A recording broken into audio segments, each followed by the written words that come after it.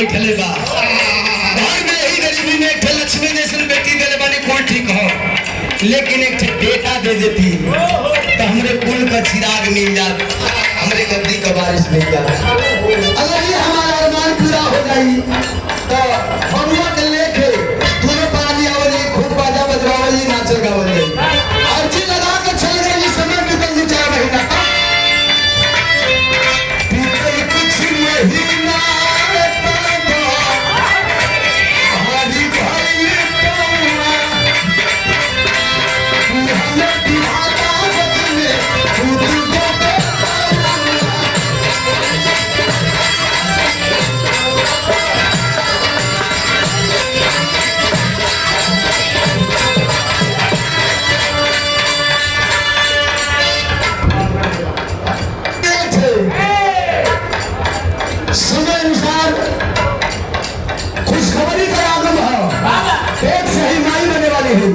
समय अनुसार प्रसव पीड़ा भई एक लड़का पैदा भई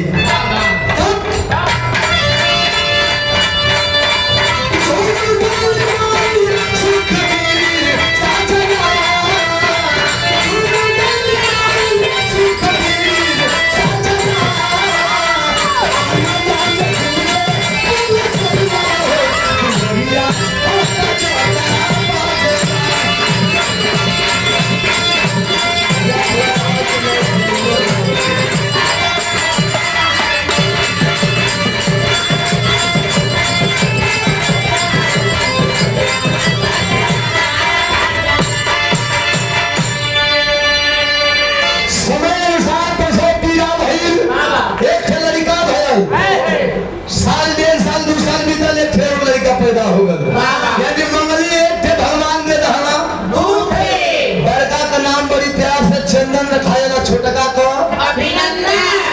और आज के साथ धीरे धीरे जब छेदगारू हो गई ना सब नाम लिखाकर पढ़े आवाज जात हो सब तो हम बताइए भैया दुनिया का हर बेटा चाहे बेटी पढ़ाई करेगा तो मन में जरूर कुछ ख्वाब कुछ सपना लेके दोनों भाई पढ़ते रहे, दोनों भाई के मन में अलग अलग ख्वाब सपना है तो यहाँ कल बदल गए मास्टर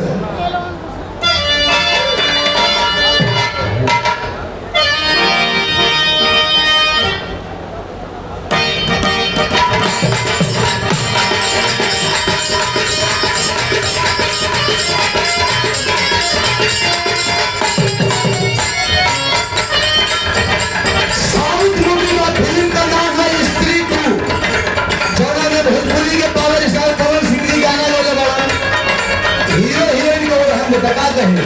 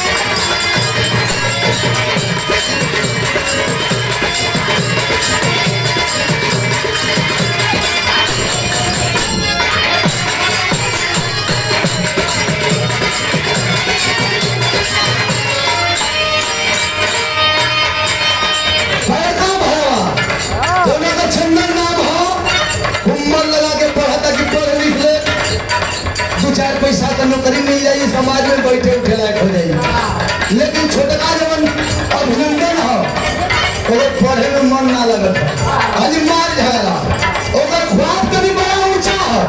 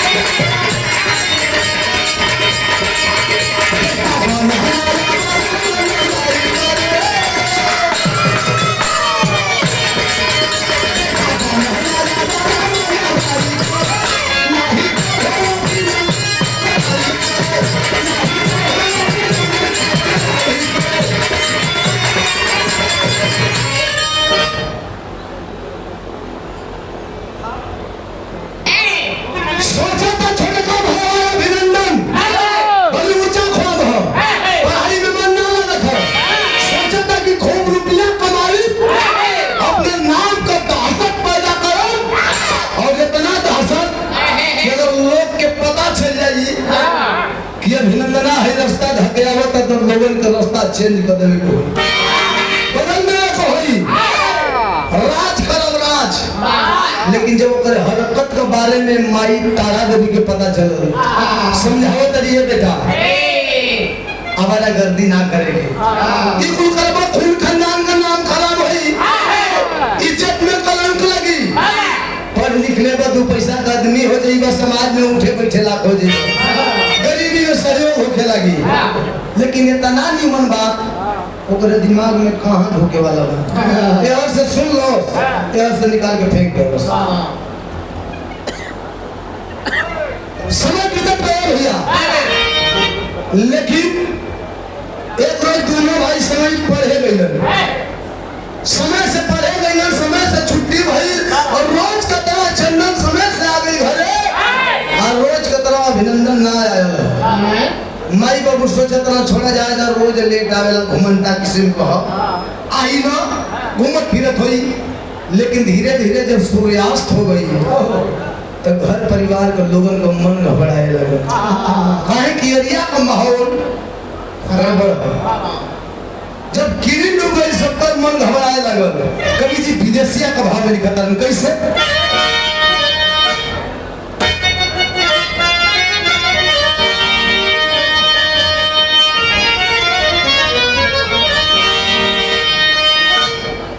जब सूर्यास्त भइले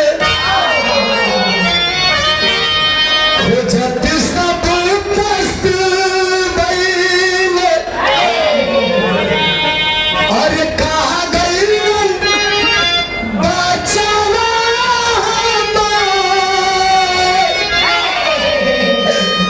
लाचार रोवे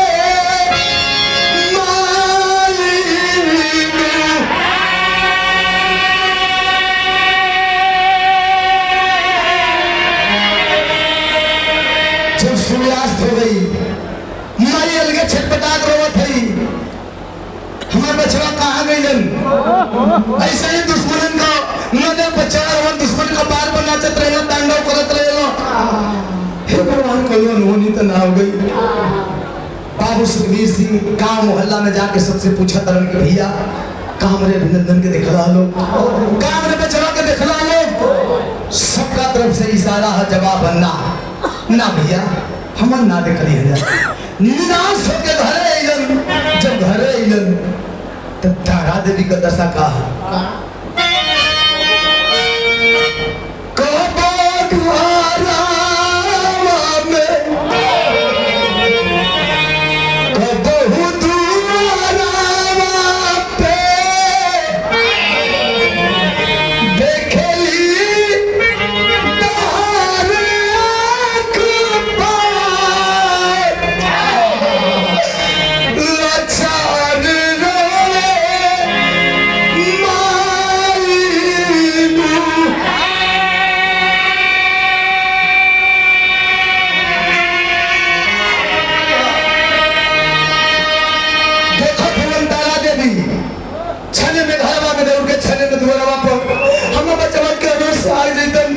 माई नहीं बेटा गायब हम मन कैसे बानी। हैरानी परेशानी देखे, उतावलापन देखे सुखबीर सिंह समझावत रहन कि तारा संभालो अपने आप को। दूठे लड़का लड़की अगर तोके कुछ हो जाए कैसे रहियनु, हम कैसे जियब बिना तोहरा। लेकिन माई नहीं बेटा गायब हो, कैसे मन मानी। रो तारी कह तारी कि जवन तार रहे भाई उए काए लागे दूसू मनावा दे लाचार रोवे माली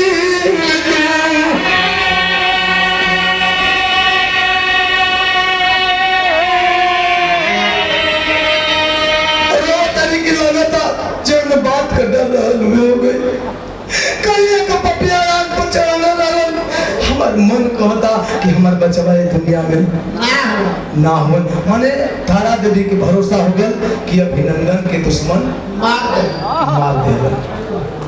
रो तारी आखिरी निवेदन करो तरीका कि मानी ले बाबा तेरा खतर में ही जाती चलो होई जा यारो सफरा लाचार रोवे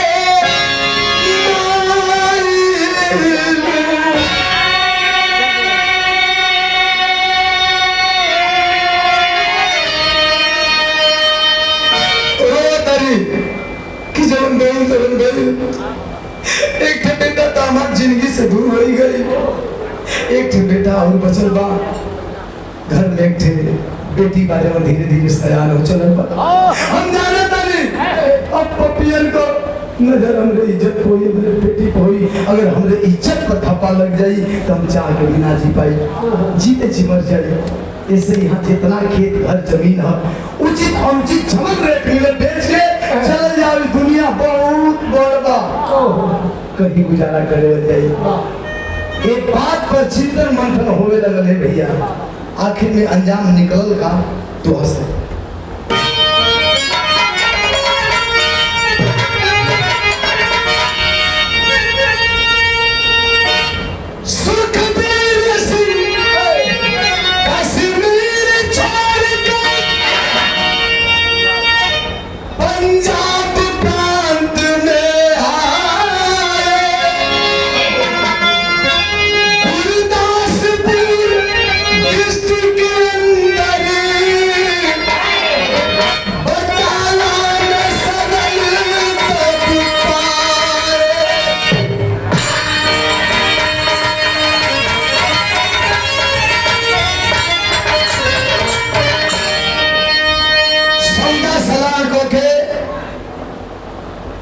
खेत घर जमीन जमन रह बेच के सुखबीर सिंह अपन परिवार लेके पंजाब के बटाला में कश्मीर छोड़ के पंजाब के बटाला के गुरदासपुर में आके नया निवास बनौलने भैया, गुजर बसर होत बा। अब ऐसा ना कि कश्मीर से पंजाब में इला के बाद हालात में सुधारना, गरीबी वैसे ही गोर करके बैठल बा हो बाबू। और वही उम्मीद के साथ बड़का बेटवा चंदन का यहाँ भी नाम लिखा गल कि बेटा पढ़ निकले नौकरी मिल जाएगी, गरीबी दूर हो जाएगी। बेटवा चंदन पढ़त धीरे धीरे जब इंटर पास कैलस, एक दिन बाबू सुखबीर सिंह समझा सलाह करतन कि बेटा पढ़ा तारा ठीक बा, रियाज पानी करो तारा ठीक बा, लेकिन ये घर के हालात देखते बड़ा, गरीबी देखते बड़ा। हम चाहता नहीं कि पढ़ाई के साथे साथे दो पैसा का काम काज कौन करे तो प्राइवेट काम तो गरीबी में सहयोग हो जाए। बेटा चंदन बाबूजी के समझावा था कि बाबूजी जैसे बता दिन थोड़ी के दिन हम चाहत बानी कि पढ़ लिख के चिकित्सालय खोल दई, जोना से लोगन का भी भलाई हुई और अपन भी भलाई हुई। बाबूजी संतुष्ट हो गए ओकरे बात से, लेकिन माई तारा देवी जब घरवा में से सुन ली हो कि बेटा हमार डॉक्टरी खोलल चाहता, दुनिया से चिल्लात बोलता होती का करे हो डॉक्टर बनबो, ई तो ख्वाब हो सकेला, तोरे बाबूजी का हामी हो सकेले। तो के पता है हम तोरे प्रति का सपना सजौले हई ना माई बतैबू तो ना पता है तो सुन बतावत तारी अपने बेटवा चंदन खातिर कौन ख्वाब कौन सपना सजौले तरज बदल गेले मास्टर।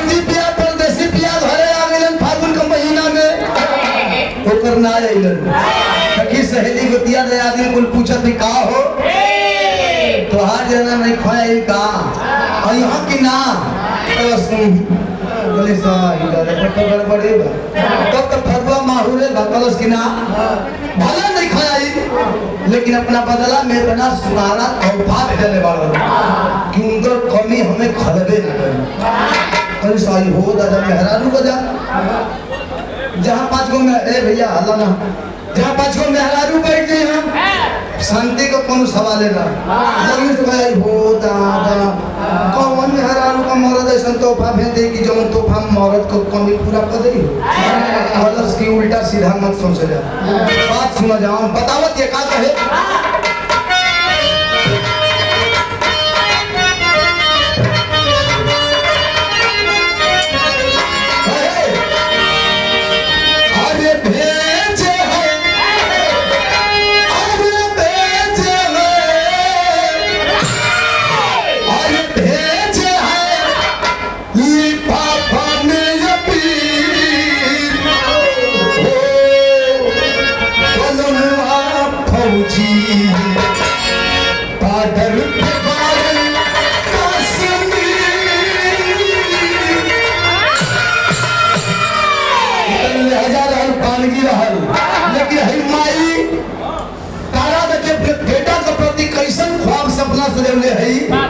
बेटा से बताओ भाई चंदन से कहा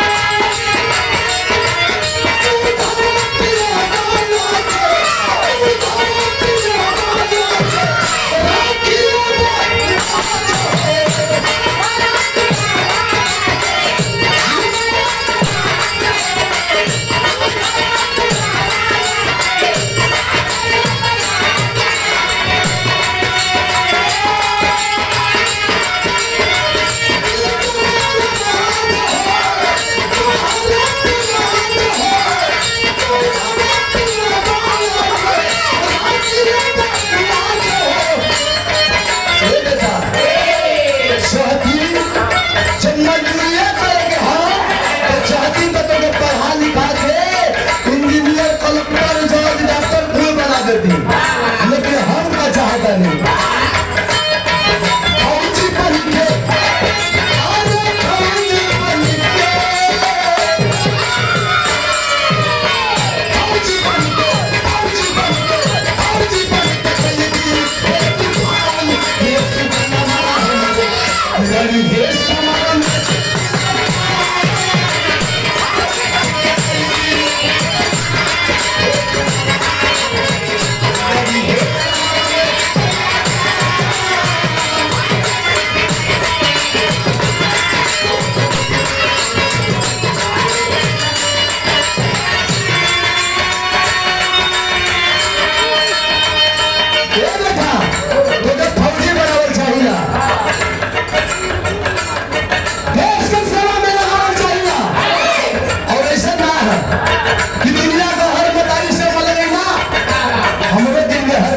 ममता बेटा खातिर प्यार और मोहब्बत हो अभी हमारी बात सुनने समझाओ तरीका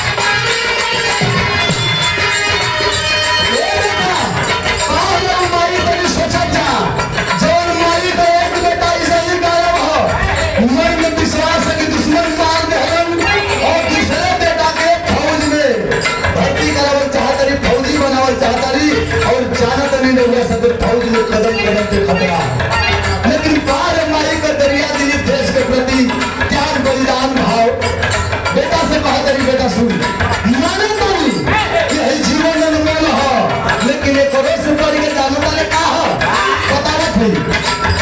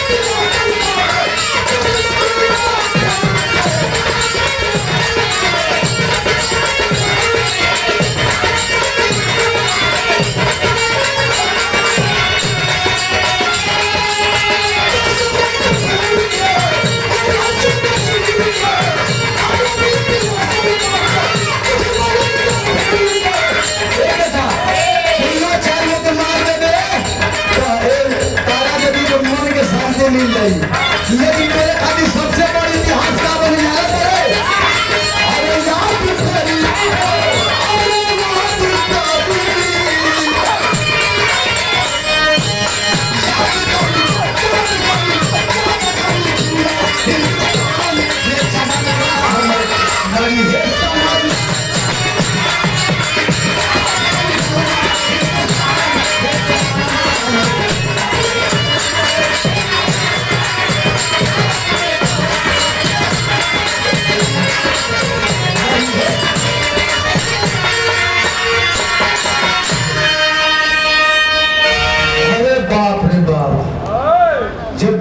चंदन माई को मुंह से ऐसा बात सुन लो अगर मर्द रही वीर रही बहादुर रही तो कि करे करे जब मैं आग ना लग जाए ऐसा बात से अब मर्द खाती बतिये काफी होला मर्द है तो बतिये पर मर जाए अब बतिये पर मुआ दे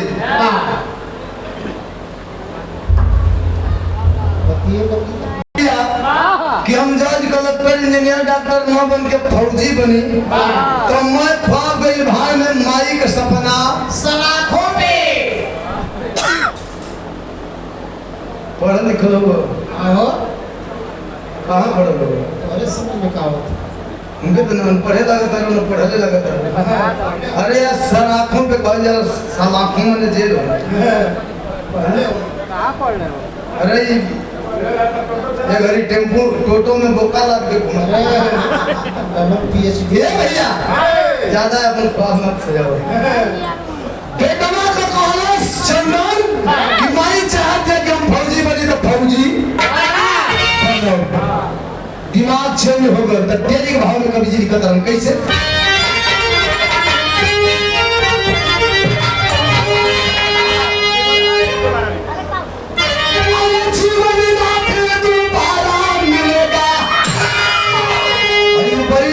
चंदन खाती ना सबके खाती है कैसे अरे जीवन में फिर तू भाड़ा मिलेगा या तो बादल पति क्या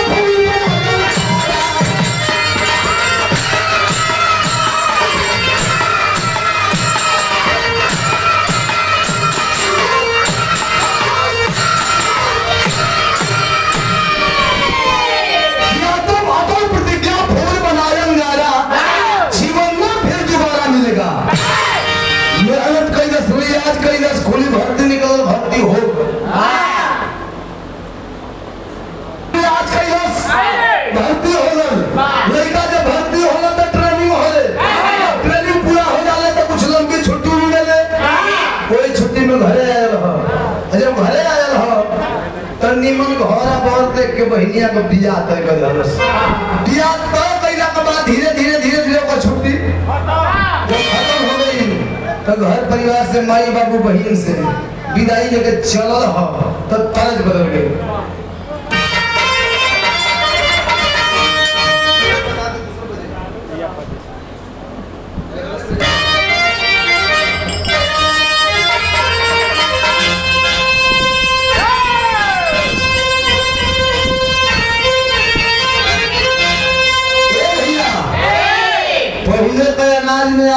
इलाज में बड़ा अंतर हो गया साली। साले भर में 2-3 गो पथरी निकलत है से खाद्य पदार्थ खाली पेट में जाता आप पथरी हमरो हो गई बा फिर हाले में सूजनो हो गल 1 महीना से दूध बादाम कुले छूटल बा बोल बाबा की ताक ताक के तरस के रह जाता है 1 महीना से सोठौरो मिलत है तो आज ई प्रचार बहुत जरूरी है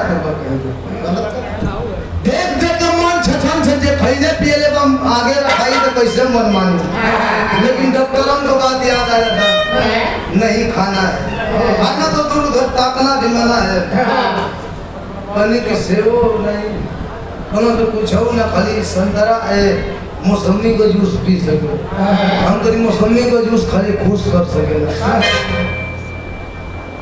लेकिन चलो ये कुल में से लोहू फेंके वाले हैं तब मत गाओ भाई फेंके वाले ना फेंकावे वाले हैं स्वर्गीय राम दोस्ताद स्वर्गीय राम खिलावन उस्ताद स्वर्गीय पुल्लू गुरुजी स्वर्गीय बेचन गुरुजी स्वर्गीय श्रीमुरत गुरुजी अपने जमाने में कुल गइलन भैया आ गाय के चल गइलन तू गा दया गा के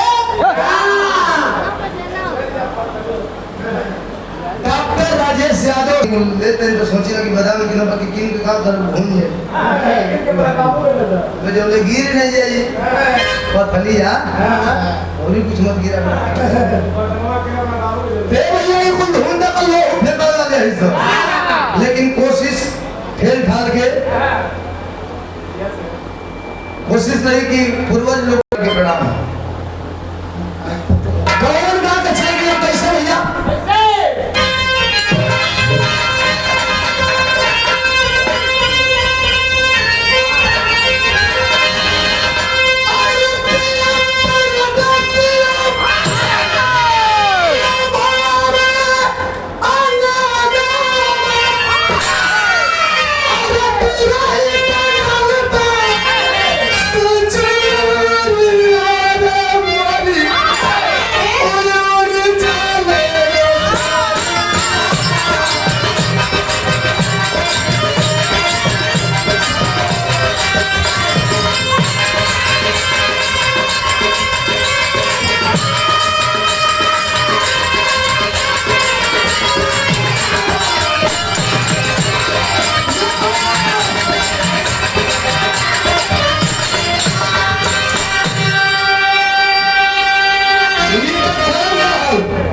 लेकिन जब ट्रेनिंग का छुट्टी पूरा हो गई माई बहन बाप सभी विदाई करता कैसे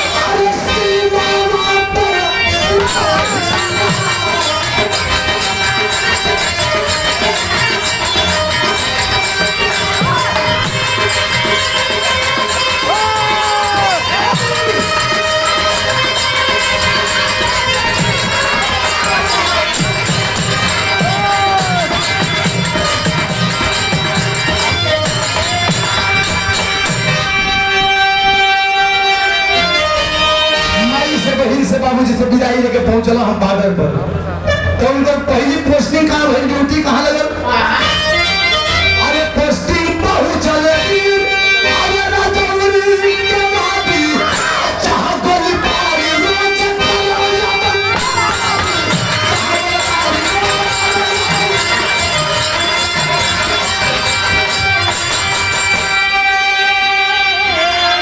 राजौरी में पहले पोस्टिंग भाई कदम कदम पे खतरा है भैया कितना खतरनाक जगह है बॉर्डर है कोई से छुपल ड्यूटी लग गई रजौरी में बेचारा खूब तन मन से ड्यूटी करता था तब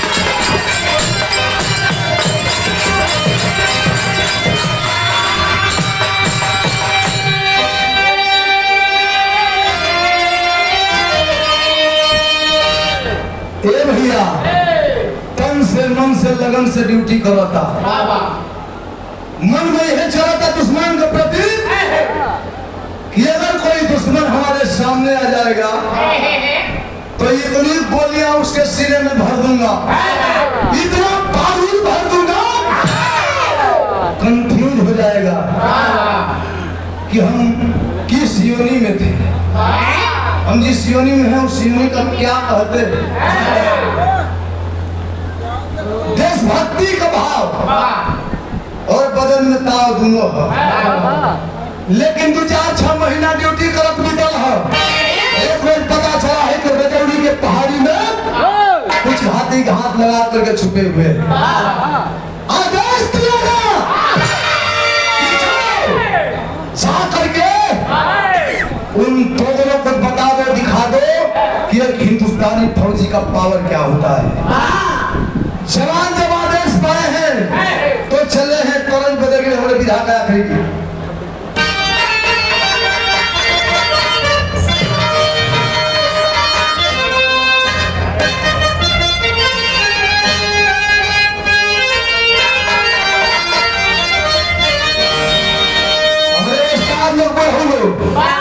गीत के बड़ा मचल के दौड़ मजाकिया टाइप का गीत है। कैसे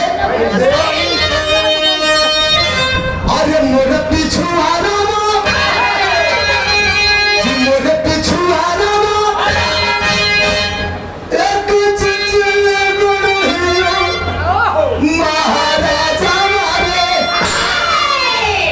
फूलवा फूल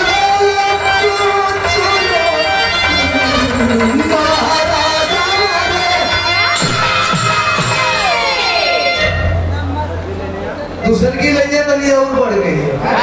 कैसे कैसे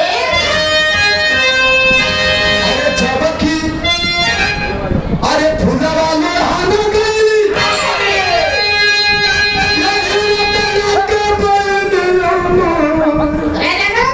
तो कोई बड़ा थे तो से का मतलब अरे अरे तना छटकला कुदा का काम है। अरे खिसिया मत सर भाई, कोई को बहन बेटी फूल लो सके थोड़ा ये पिन का है जंगल अब चलते हैं दाहिने तरफ। हां दाहिने तरफ आइए अरे फूला वाले हाना गई अरे राजा का बहन महाराजा वाले फूला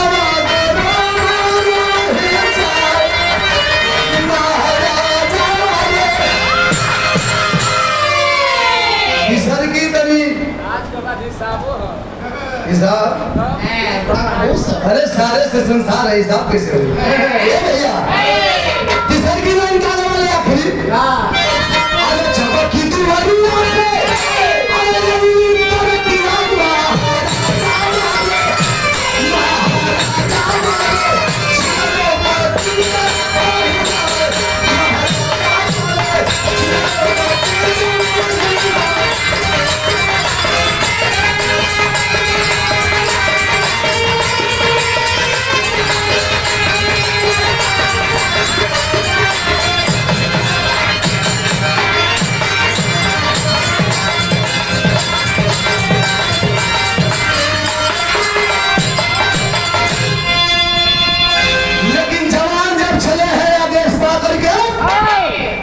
तनी मैटर यहाँ का रिदम चेंज है। लड़ाई वाली बात है जैसे राजधानी एक्सप्रेस चले ले मास्टर वैसे रिदम चली हनना कैसे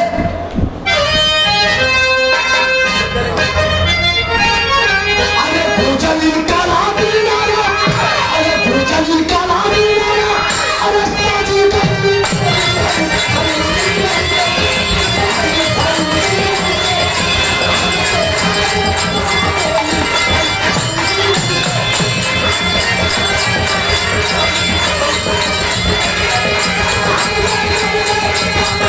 Thank you.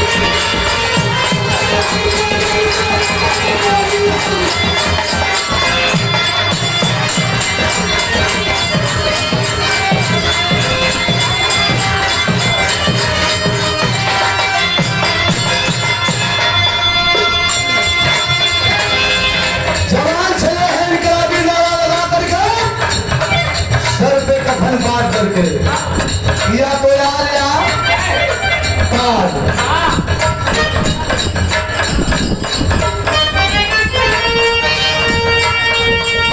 लड़ाई शुरू हो गई है भैया। हमारे आशीर्वाद दे थोड़ी। लड़ाई छिड़ गई, जिससे कैसा हो कैसन का है।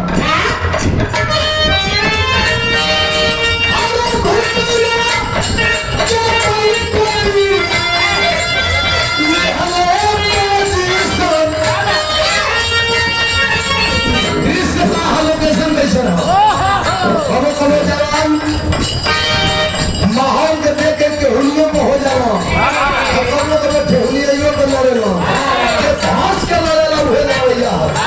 वहाँ तो काबिल से है।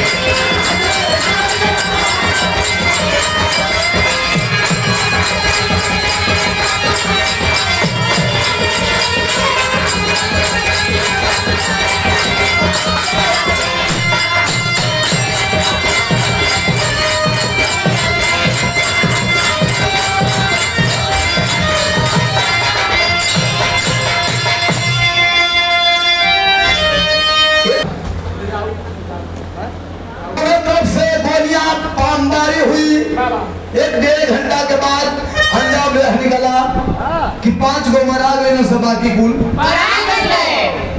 बिहान भयल। जवान अपने अपने ड्यूटी पे तैनात है। दुश्मनों के प्रति जवानों के दिल में चल क्या रहा है क्या तो हम पर गवा।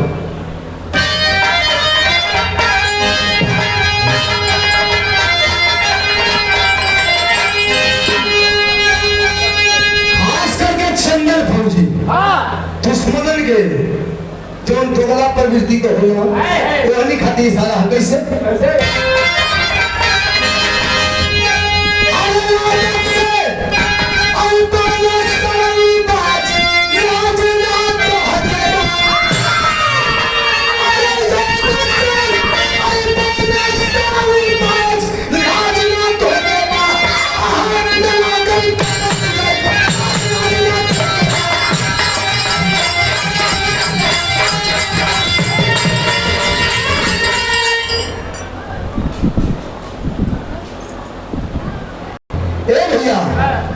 जवान धिकार रहे हैं कि आदत से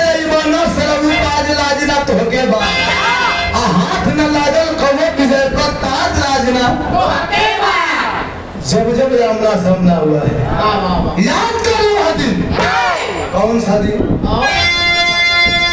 अरे सर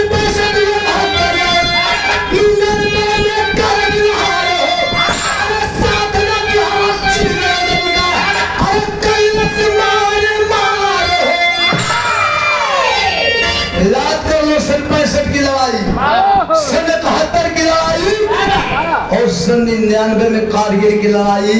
जब जब आमना सामना हुआ तुम दबा करके भागे हो। अजब यानी कि चाला ना चलो तो भगला सा चाइना अमेरिका के पास मदद खाती वो दूर दूर आ जाओ सब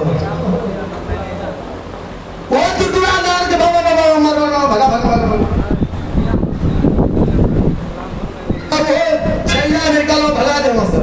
ये हिंदुस्तान के ना भाई ना साला हमान का काम है से का विश्वास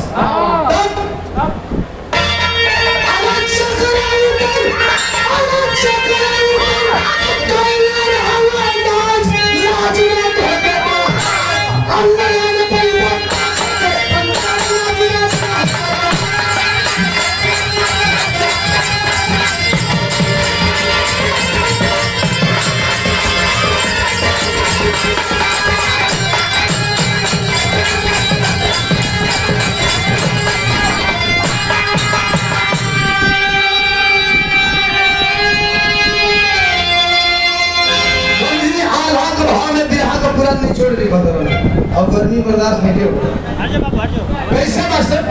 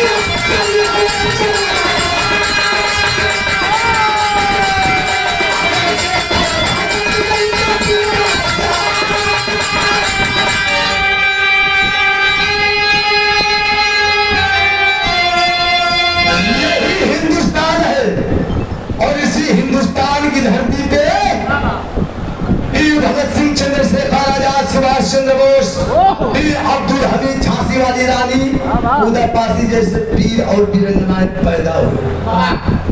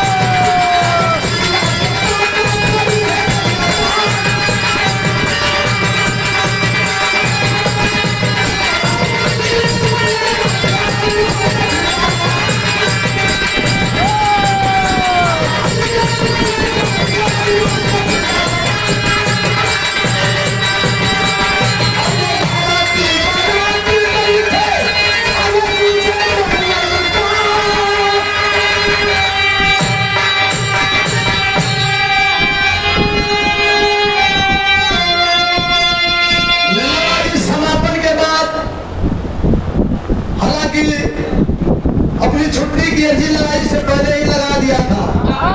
अर्जी मंजूर भी हो गई थी। लड़ाई समापन के बाद चंदन फौजी घर आता है। किस दिन? जिस दिन उसकी बहन की शादी है। जब घर आता है शादी का दिन है, समय से बारात आके द्वार पूजा लगा दे। द्वार पूजा कर जब खत्म भयल तो मारो में लोग बैठल बा। अब बिटिया का सिंदूरदान को कोई मारे में घराती पक्ष के लोग भी हैं, बराती पक्ष के भी लोग हैं, माई बहन भी बैठल है। तो मारे में माई बहन लोग बियाह का गीत गावेली। एक टोली सवाल करी, दूसरी की टोली जवाब करी। आरती बिटिया तो बियाहे में गीत गावा था। कैसे?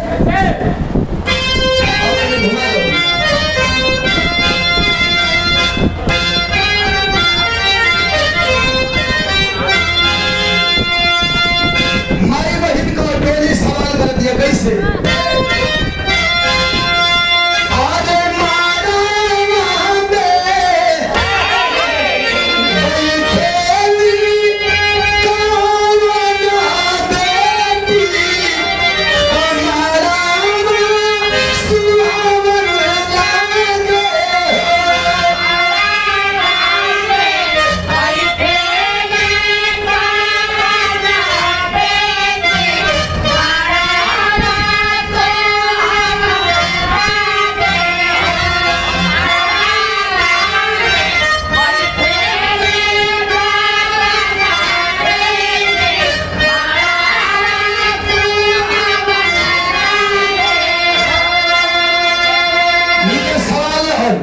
लेकिन माई बहन लोग बाहर माई बहन लोग कल लेखा नहीं वो लोग को कभी कोई ना होला, लेकिन जवाब एकदम सटीक है। दूसरे की टोली होती कैसे?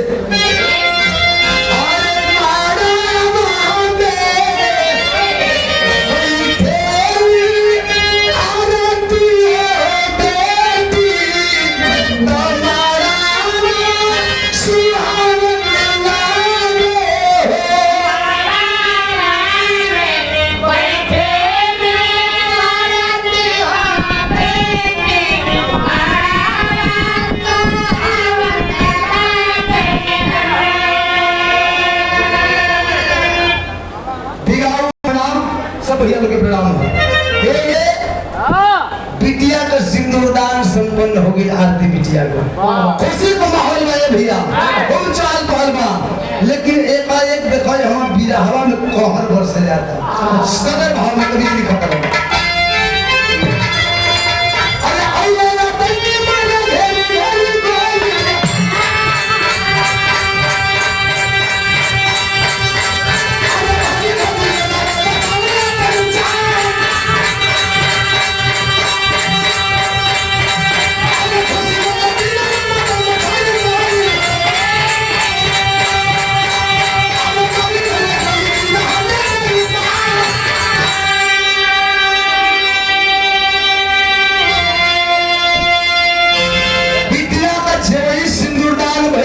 सुहागिन बनल तब तक एकाएक आतंकवादियों का जत्था, आतंकवादियों की टोली आकर के टूट पड़ी।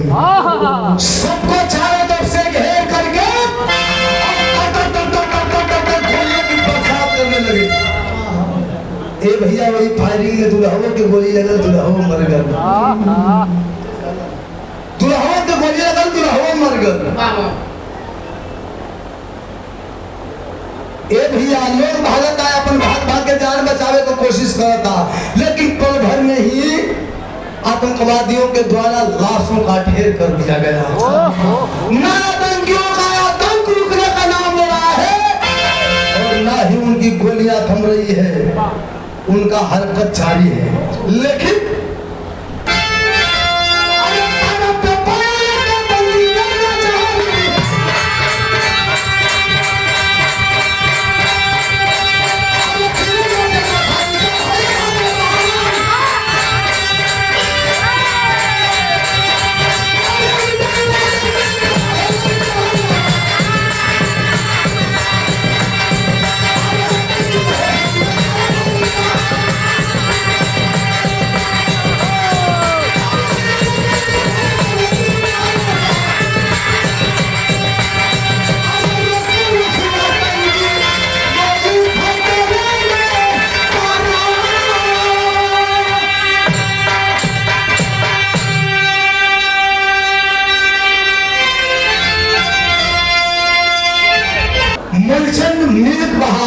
पूरा से जेकर आज का खाना पीना के व्यवस्था पूरा टोटल व्यवस्था बा।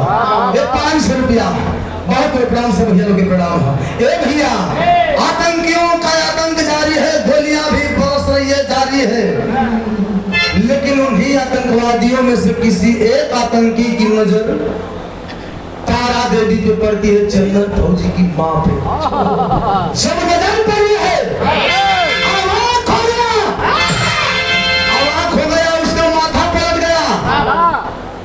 जब उसका माथा पलट गया तो उस परिवार से निशाना हटा करके और वह आतंकी अपने साथियों पे फायरिंग करना चालू कर दिए।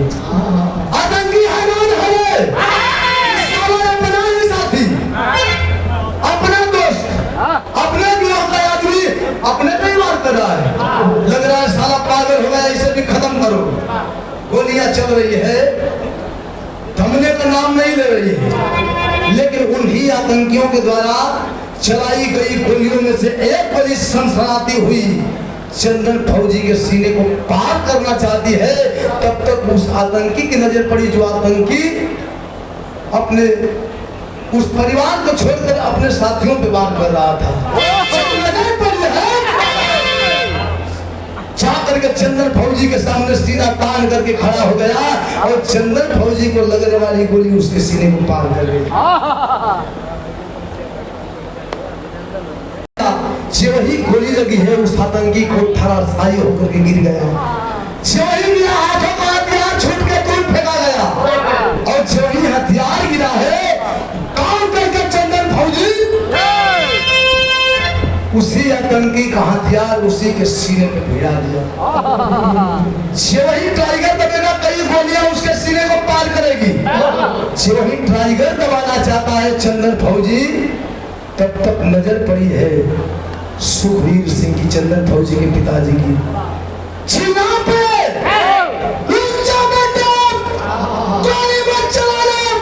चिल्लाते हुए जाकर के कलाई को पकड़ लिया, बेटा गोली मत चलाना। क्यों पिताजी? अरे जिस दरिंदे ने हमारी बहन का सुहाग उजाड़ा है, कह रहे हैं गोली मत चलाना, यह हमारा दुश्मन है, इसे जीने का कोई अधिकार नहीं है। ये बतिया माई तारा देवी चिल्ला दावत है कि बेटा मत, जिंदा मत छोड़ना कमीने को, इसने मेरी बहन मेरी बेटी का सुहाग उजाड़ा है, जिंदा मत छोड़ना। सुखबीर सिंह तारा देवी को भी रोकते हैं, समझाते हैं, तारा संभालो अपने आप को, जिसे तुम मारना चाहती हो, जिसे तुम्हारा बेटा मारना चाहता है, ऑलरेडी उसे गोली लगी है, मरने वाला है, छड़ी पर का मेहमान है। लेकिन सोचने वाली बात है कि जो दुश्मन बन के आया था हमदर्दी बन गया, कुछ तो कारण होगा, कुछ कहना चाहता है, आखिरी सांस चल रही है उसकी, जीने की उम्मीद नहीं है, कुछ कहना चाहता है, जरा सुन तो लो। आदेश हुआ जो कह रहा है कि उस आतंकी को गोली लगी है, लहू का फव्वार चल रहा है, बदन गंगन गंगन कांपत है भैया, जुबान कांपत बा, हाथ जोड़ने बा, कल उसकी बस सिर्फ 2 मिनट का वक्त मुझे दे दीजिए, मेरे पास समय नहीं है, हमारी बात सुन लीजिए, मैं ऑलरेडी मरने वाला हूँ। क्या कहता है जरा सुनिएगा, कलेजा फट जाएगा।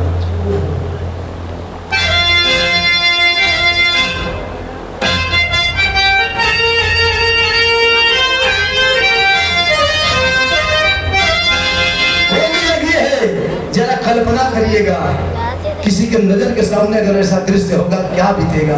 गोली लगी है, लहू का फव्वार, एक तरफ जिंदगी और मौत के बीच क्षण पल का मेहमान है, हाथ जोड़ के कपकपाती जुबान से कहता है क्या, मारे मारे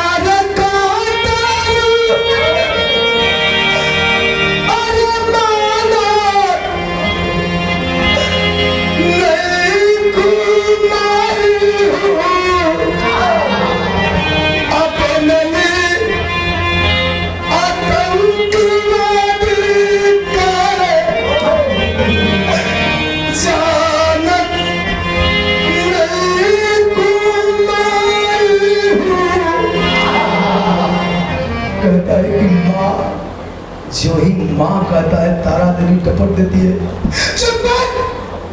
माँ कहता है अरे तेरे जैसे दरिंदे क्या जानेंगे कि माँ की ममता की कीमत अहमियत क्या होती है। आया है बड़ी माँ कहता है कि माँ, एक बेटा अपनी माँ को माँ नहीं कहेगा तो और क्या कहेगा। फिर उसकी बातों पे कोई ध्यान नहीं दे रहा है, कहता है कि माँ मारे कहता रू खुद मरे वाला बात नहीं, लेकिन एक बात जान लीजिए, कोई भी आतंकी अपने माँ के पेट से पैदा नहीं होता है, उसकी कुछ मजबूरियां होती है। सवाल खड़ा हुआ तेरी ऐसी क्या मजबूरी थी, कहता है क्या,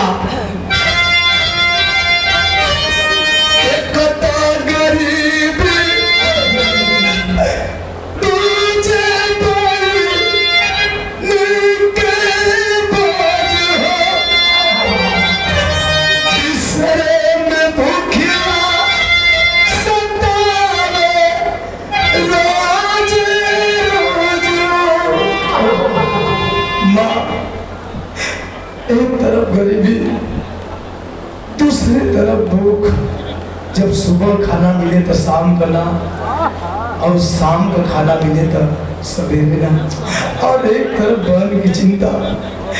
इन हालातों ने मुझे गलत मार्ग भटकने पर मजबूर कर दिया।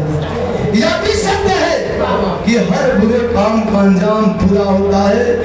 मैं मरने वाला हूँ, इसका मुझे अफसोस नहीं है, लेकिन अफसोस है, किस बात का अफसोस है,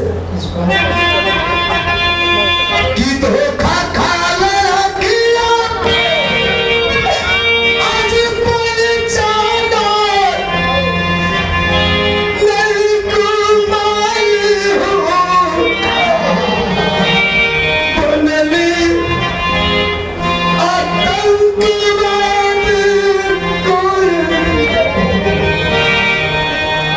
उसकी बात परिवार के सदस्य समझ पाते, सुखबीर सिंह समझ पाते, तारा देवी समझ पाती, वो चंदन फौजी समझ पाता, तब तक उसकी सांसें थम गई, मर गया। लेकिन जब मर गई तो माई को दिमाग को बत्ती जल। आखिर वो कौन था भ्रमित नहीं करना चाहता हूँ। वही जो सुखबीर सिंह तारा देवी का छोटा बेटा अभिनंदन, जो 8 साल पहले 14 साल की उम्र में घर से लापता हो गया था, जिसकी मरने की पुष्टि हो गई थी। परिवार को भरोसा हो गया था कि मर गया। वो कोई आतंकवादी के रूप में कोई गैर नहीं था, बल्कि उनका अपना बेटा अभिनंदन था। लेकिन अभिनंदन परिवार के पूरे सदस्य को पहचान गया, लेकिन उसके परिवार का कोई भी सदस्य उसे नहीं पहचान पा रहा है। क्यों? क्योंकि जब अभिनंदन घर से लापता हुआ था, उस समय उसकी उम्र 8 साल पहले की बात है, 14 साल की थी। 14 साल का लड़कन के मुंह पर रोम न रहे भैया, पन्नी भी ना पड़ल हो। लेकिन जब 8 साल बाद घरे वापस आयल हो, तो के का पता है, वो तो जानत कि हम घरवा कश्मीर में है, वो का जानत कि पंजाब में हमर माई बाबू भाई बेटे हैं। 8 साल बाद जब वापस आया है तो बड़का बड़का बाल दाढ़ी मूछ लाल लाल शैतान जैसा आंख, एकदम भयावह वो अभिनंदन था।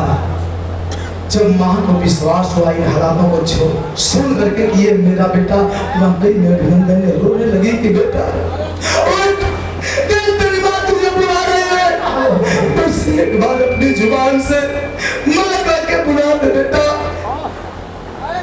लेकिन शांत भैया है जा नीला सर अगर भैया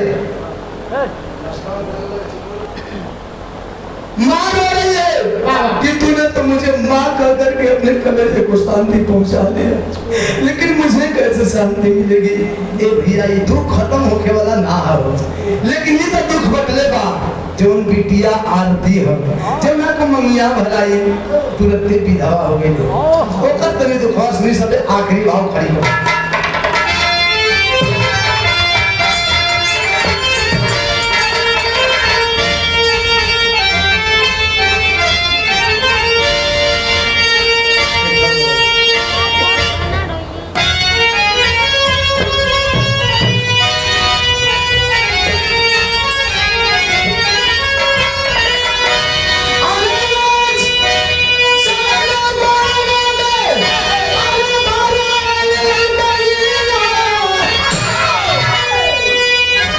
जिससे रुआ लोग बिहार सुनत नहीं, दरवाजा पर जुटल बा, सब लोग जुटल बा।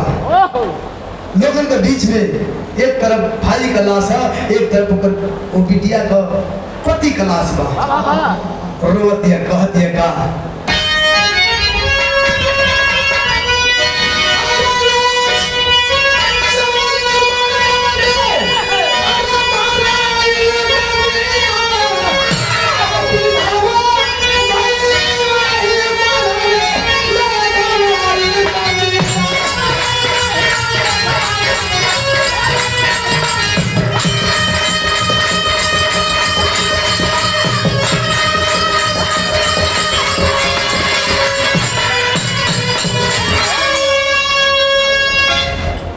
सकेला दुनिया में हमसे बड़ा भागिन के हो सकेला।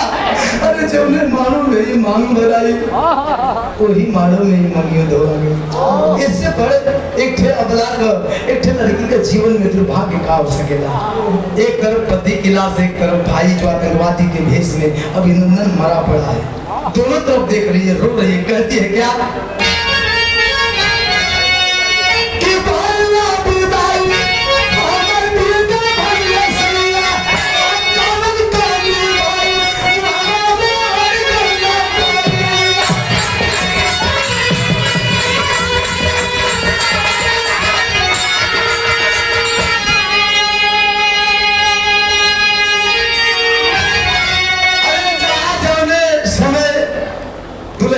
में हमारे विदाई ससुराल खाते होते के चाहिए। हमरा बदले बाहर प्रभु हमरे सैये के छीन लेला हमारे जीवन से, हमरे सैये का विदाई है दुनिया से हो गई। ये दुख कैसे बर्दाश्त हो भैया? लेकिन ये दुख खत्म होने वाला नहीं है। दोनों लाशों को लोग लेकर के शमशान घाट पे पहुंचे तो